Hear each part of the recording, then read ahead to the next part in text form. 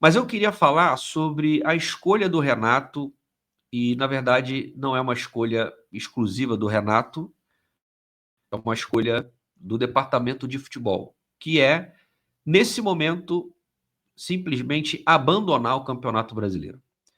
O Fluminense fez a sua 21ª partida na competição. Ainda faltam 17 jogos. O Fluminense, nesse momento, é o 10º colocado, tem 28 pontos. Ele está exatamente assim, como na própria colocação denuncia, ele é o 10º com 28, ele está a 6 pontos do Z4, né, e está a 7 pontos do G6. Ele está exatamente no meio da tabela, em 10º lugar. Para onde que esse time vai? Eu não sei, mas está claro que a diretoria, comissão técnica, os jogadores, até na forma como encara o brasileiro, os titulares também eram assim, estão cagando e andando para a competição. Eu acho num momento muito perigoso. Faltam muitas rodadas para o Fluminense abrir mão do campeonato. Claro que eu entendo a prioridade nas Copas, onde o Fluminense tem chances reais de ser campeão, tanto na Sul-Americana quanto a Copa do Brasil.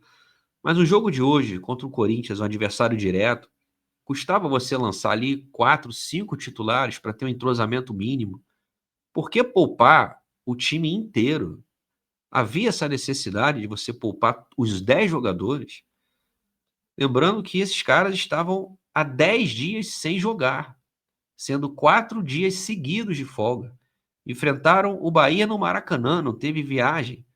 O jogo com o Lanús tem viagem, mas é aqui do lado, são 2 horas e meia, é Buenos Aires, é muito perto.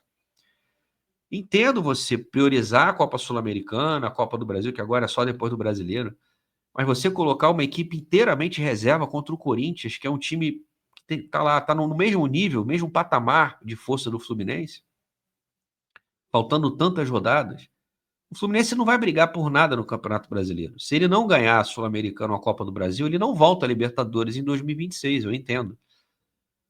Mas tem muitos jogos para você abandonar a competição nesse momento. Faz os pontos, busca os pontos necessários, e aí, bicho, faz o que o Renato disse lá em 2008, aí você brinca no Brasileiro. Tá muito cedo para brincar. E o Fluminense no Campeonato Brasileiro tem não só atuações, vou falar de atuações porque invariavelmente esse time não joga bem, mas os resultados no Brasileiro não têm aparecido.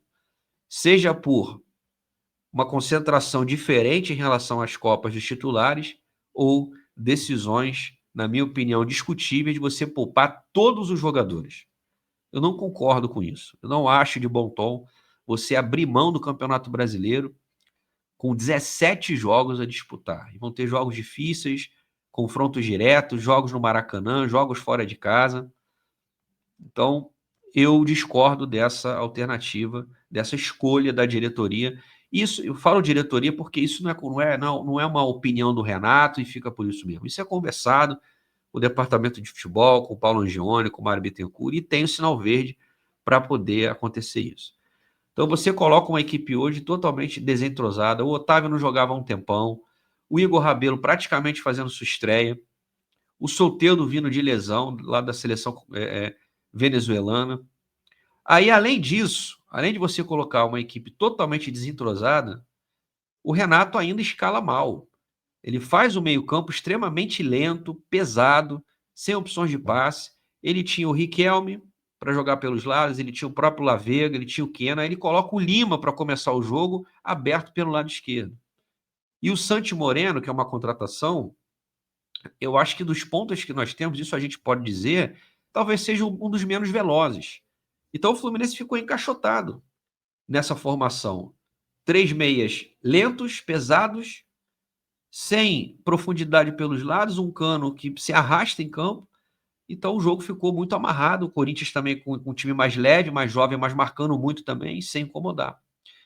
Então o que me parece nesse jogo foi o seguinte: o Renato ele quis dar a rodagem para o elenco e não se preocupou muito com a coerência na escalação. O Santi Moreno foi contratado por 20 e poucos milhões, vamos botar ele para jogar. O Lima, que é o queridinho de todo mundo, estava um tempão sem entrar, vamos botar o Lima. E o Ganso, que perdeu a vaga até para o Acosta, vamos dar uma chance para o Ganso também. E o Otávio, coitado, tanto tempo parado, vamos botar o Otávio para poder rodar. O Igor Rabelo, que só pode jogar o brasileiro. Então parece que O Renato colocou um time para poder ficar de bem com o vestiário. Olha, estou dando chance para todo mundo. O Fluminense é uma família, é um grande elenco, tem espaço para todos. E, cara, é um jogo de Campeonato Brasileiro. Vale 3 pontos. E o Fluminense precisa de pontos para ficar tranquilo, principalmente, claro, na Copa Sul-Americana, já que, como eu disse, a Copa do Brasil vai ser disputada as semifinais e finais após o Campeonato Brasileiro. Então, fica aqui esse meu registro, independentemente de resultado, tá, gente? Eu falaria a mesma coisa se o Fluminense tivesse empatado ou vencido o Corinthians. Eu acho que foi uma decisão ainda muito cedo. O Fluminense tá 6 pontos do Z4, 7 do G6, tá no meio de tabela que você perde 1, 2 jogos, você já olha para trás, você ganha 2, olha para cima, e é sempre melhor olhar para cima. E foi uma derrota dentro de casa. Então, isso, claro, tem um peso. Óbvio que terça-feira a gente vai estar muito focado, o time vai jogar de uma outra maneira, vai jogar a equipe titular, provavelmente com 3 volantes, a gente já está acostumado com isso. Mas não dá para abandonar o brasileiro nesse momento. Faz a pontuação, busca os pontos necessários e aí sim, coloca uma equipe mista, reserva e foca diretamente na Sul-Americana. Por enquanto não, só tem 28 pontos. Precisa somar cada vez mais para aí sim a gente ficar livre e de olho apenas na Copa Sul-Americana. Antes de seguir com o vídeo, eu tenho uma dica muito importante para você que tem investimentos ou quer investir pela primeira vez. A VMB Invest é a primeira parceira do canal do Leandro Dias e te possibilita melhorar os seus investimentos ou te orientar da melhor maneira para que você invista pela primeira vez. A VMB é credenciada da XP e você pode entrar em contato com eles através desse QR Code que está aparecendo na tela ou através do link na descrição. Não está satisfeito com a sua rentabilidade, quer entender esse mundo de investimentos? Entre em contato com os caras que eles vão te orientar da melhor maneira possível. Eu sou cliente da VMB há mais de 1 ano e é por isso que eu indico o trabalho dos camaradas que mandam muito bem. Sem compromisso, bate um papo com eles. Tenho certeza que você vai gostar. VMB Invest, parceira do canal do Leandro Dias.